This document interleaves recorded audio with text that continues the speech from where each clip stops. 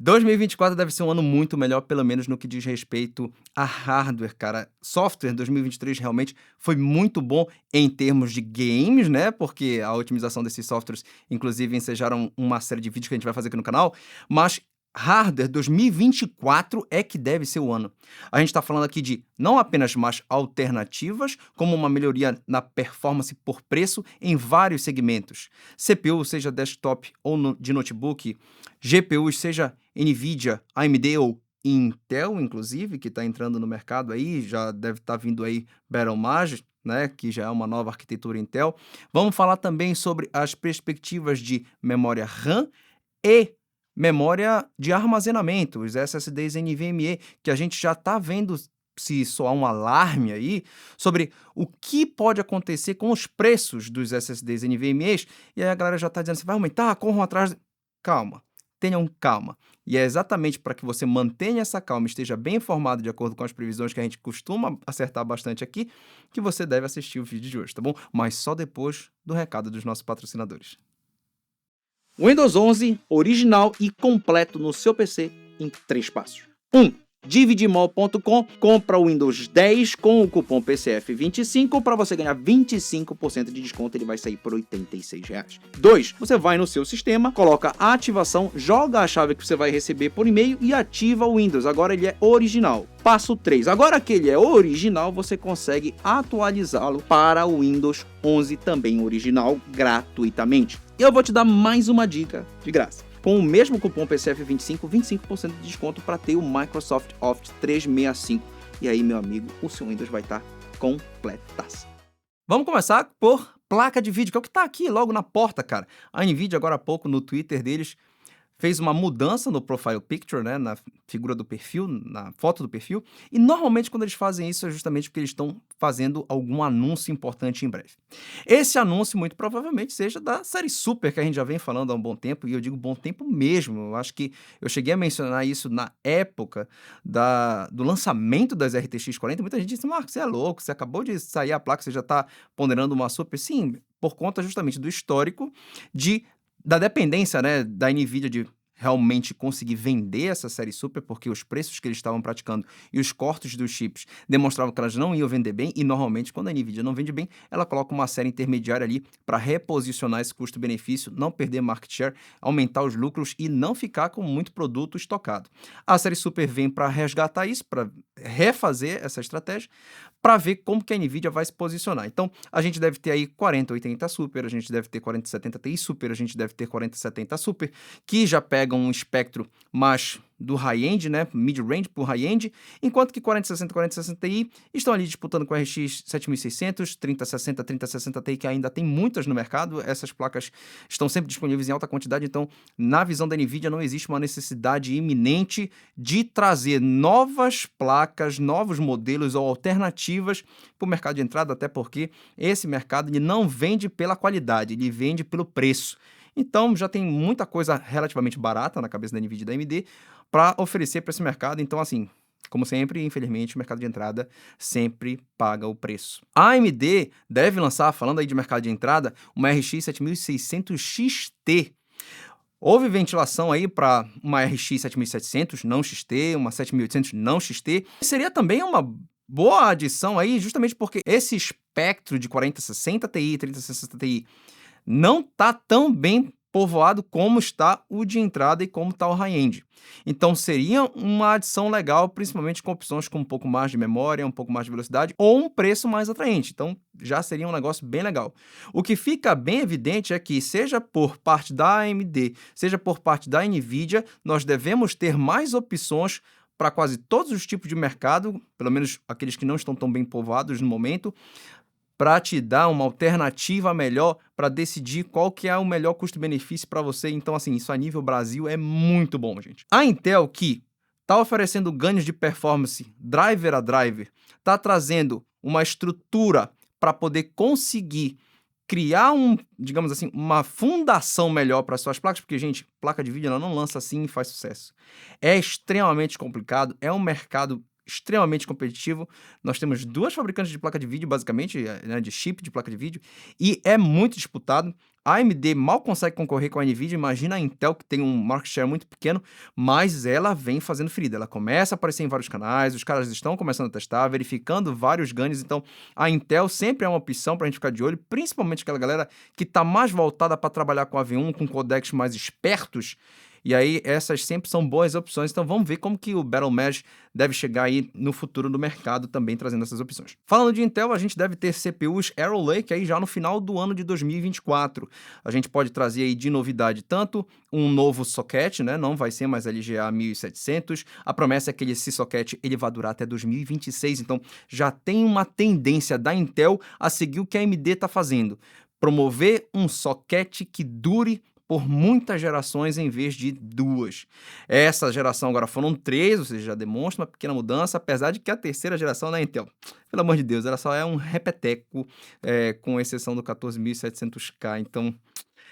Enfim, mas já é uma sinalização legal, e aí essas evoluções que a Intel pode trazer no novo processo de fabricação, colocando uma iGPU Intel Alchemist LEXPG, já deve trazer um ganho bacana para essa parte de GPU integrada, né? Já deve trazer uma concorrência tanto para desktop em termos de GPU quanto para notebook, né, para mobile. E isso já é um arcabouço para te dizer, o mercado em 2024 vai ter mais opções do que a gente tem hoje, fora a AMD trazendo a série 8000, que eu imagino que nem deva chegar no final do ano, deve chegar um pouco antes, talvez em setembro. Então, já vamos ter Ryzen 5, compatível com a M5, e isso tudo vai ensejar, a partir desse momento, uma corrida por DDR5. E quando eu digo uma corrida, não é uma corrida nossa. É uma corrida dos próprios fabricantes, um aumento de fabricação. Esse aumento de fabricação vai diminuir o custo, porque conforme o tempo passa e conforme a demanda vai se demonstrando cada vez mais alta e a produção precisa atender esse público, o preço é cortado, gente. Às vezes isso parece um pouco contraintuitivo, mas a realidade é essa. Não adianta você querer produzir muito para um mercado que não quer aquilo. Porém, quando você passa a adotar DDR5, seja no AM5, seja no novo socket da Intel, e exclusivamente isso, aí é a única opção que a galera tem, e aí realmente a demanda naturalmente vai aumentar, e com essa demanda, o fabricante tem confiança de gerar novos produtos, de produzir muito mais, e essa produção se barateia, de maneira geral. Nós que saímos ali de DDR5 4800 no início, para hoje ter DDR5 8000, 8800, né, rodando, a gente muito provavelmente tenha não apenas chips mais rápidos em 2024, como esses chips mais lentos, eles vão se demonstrar muito mais baratos no futuro. E lembrando, o pessoal que for pensar em Intel 15ª geração e Ryzen 8ª geração, eles vão querer esses DDR5 top, beleza, mas esses aí vão estar caros. O cerne é que DDR5 6000, que é um sweet spot bem legal para Ryzen 7800X3D, 7600X3D. Hoje, por exemplo, eu estou usando aqui no meu 14900KF uma 7200 MHz ou megatransfer por segundo com CL34, que é também muito boa. Vai ficar mais barato. Então, essas memórias que teoricamente são mais lentas, mas que também para games não vão fazer muita diferença, principalmente em CPUs com cache 3D, vão baratear. E todo esse cenário vai permitir que a gente consiga achar DDR5 mais barato, pelo menos as que estão hoje no mercado vão baratear. Claro, se você sempre quer um negócio de ponta, você vai acabar sempre pagando mais caro, meu amigo. Isso aí não se iluda com relação a isso. Ainda tem a questão do armazenamento, né, o SSD NVMe, que já se fala aí em um aumento de 20%, só que, vejam, gente, esse aumento ele é relacionado a uma fabricante. Uma fabricante de chips, de ICs de SSDs, vai aumentar o preço em 20%, o que não quer dizer que todos os SSDs vão aumentar exatamente 20%. Para você fabricar um SSD completo, não basta você comprar o IC, você tem que ter vários outros componentes. Se esses componentes, por exemplo, baratearem, é capaz do SSD, de uma maneira geral, baratear, então não é necessariamente assim. Mas, para além disso, de 2022 para 2023, o SSD NVMe foi cortado no seu preço pela metade. Houve uma redução absurda no preço dos SSDs. Isso vocês devem ter percebido ao longo do ano. Essa redução, naturalmente, poderia sofrer um aumento, gente. É uma coisa absolutamente normal. Quando algo cai demais, com um pouco de tempo, e aí um pouco mais de sucesso, um pouco mais de venda, um pouco mais de procura, ele sobe um pouquinho.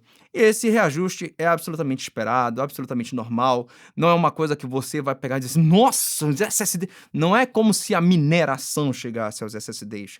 Então, esse ajuste vai acontecer, mas ele vai acontecer para SSDs novos. Então, muito provavelmente, o que você vai ver é PCI Express 5.0 mais caro do que o PCI Express 4.0, que já está acontecendo. Você vai ver muito mais SSDs PCI Express 5.0, e aí os 4.0 vão começar a entrar em promoção.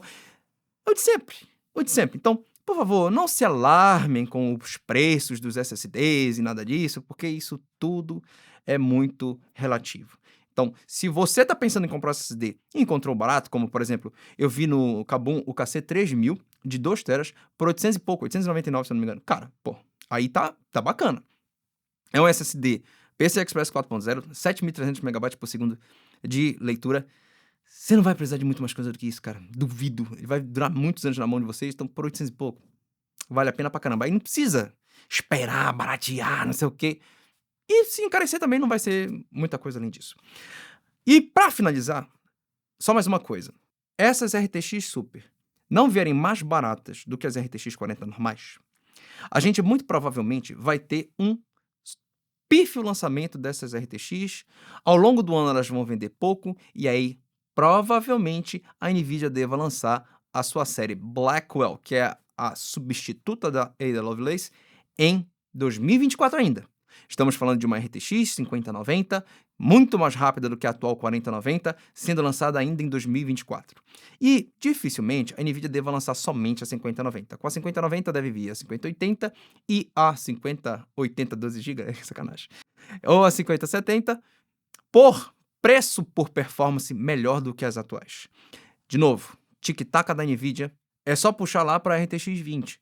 A RTX 20 nós tivemos inovação tecnológica, RTX, DLSS, Ray Tracing, mas um aumento considerável na relação preço por performance.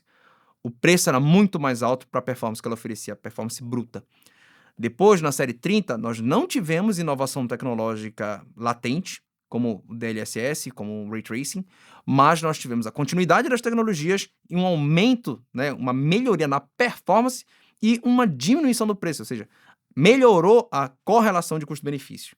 Na série 40, nós tivemos inovação tecnológica, o DLSS 3, Ray Reconstruction, mas nós não tivemos uma melhoria da performance em relação ao preço. Pelo contrário, nós tivemos uma piora no custo-benefício. Infelizmente, na série 30, essa melhora do custo-benefício não foi percebida ao longo da geração por conta da mineração. Vamos torcer para que na série 50, ao longo dessa geração, a gente não seja atrapalhado por uma mineração, por algum boom de alguma forma que faça com que os preços cheguem lá na casa do chapéu e aí prejudique toda a nossa visão, toda a nossa ideia e toda a nossa possibilidade de aproveitar essa nova geração que deve vir ainda em 2024. Lembrando que a AMD também deve trazer alguma coisa e o sucesso das RTX Super e a estratégia da AMD para combater a NVIDIA ao longo do ano vai determinar se a NVIDIA vai lançar Blackwell ainda em 2024 ou se ela vai dar mais uma segurada. Para quem acha que está muito em cima, gente, as gerações NVIDIA, elas não duram 2 anos. Se a gente está falando de uma geração 40 que foi lançada em setembro de 2022, no máximo em setembro de 2024, nós devemos ter uma nova geração. Se ela passar disso, é porque, historicamente, ela está fazendo algo que ela ainda não tinha feito, pelo menos nos tempos recentes. Tá bom, pessoal? Um grande abraço e até um próximo vídeo.